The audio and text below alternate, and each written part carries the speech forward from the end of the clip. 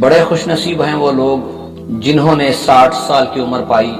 لیکن وہ لوگ جو 60 سال تک پہنچ گئے لیکن انہیں ابھی تک دین کی سمجھ نہیں آئی، دنیا میں آنے کا مقصد سمجھ میں نہیں آیا۔ جو لوگ عمر دراز کر چکے ہیں، یعنی بہت سارے کاموں کو انجام دیتے ہوئے وہ 60 سال تک پہنچ گئے یا بڑھاپے تک آ پہنچے، جس رب سے ملنا ہے اس رب سے ملنے کے لیے تیار ہو جائیں، کیونکہ جو لوگ بڑھاپے کو پہنچ جائیں گے اب انہیں یہ یقین ہو چکا ہے کہ اب ہم جوان ہونے والے تو نہیں ہیں،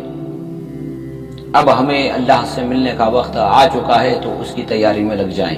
یعنی آپ جس مقصد کے لیے آپ کو بھیجا تھا وہ مقصد پورا ہو جائے تو فسبح بحمد ربک واستغفر،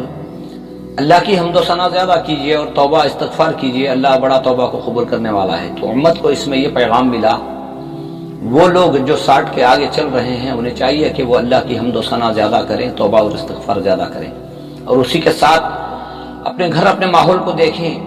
کیا میرے جانے کے بعد میرے بچے کیا میرے لیے سال ثواب کا ذریعہ بنیں گے؟ کیا میری آل و اولاد میں دین چھوڑ کر جا رہا ہوں؟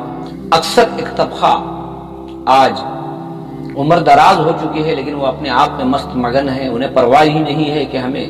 ایک ایسے مقام پر جانا ہے جہاں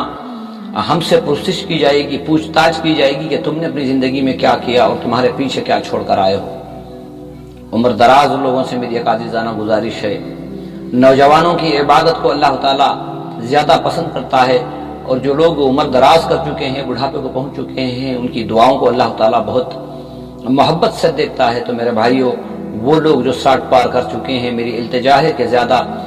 استغفار کریں، توبہ کریں، اور اپنے اہل و عیال کے لیے دعائیں کریں کہ اے اللہ میرے جانے کے بعد میرے ماحول میں، میرے گھر بار میں،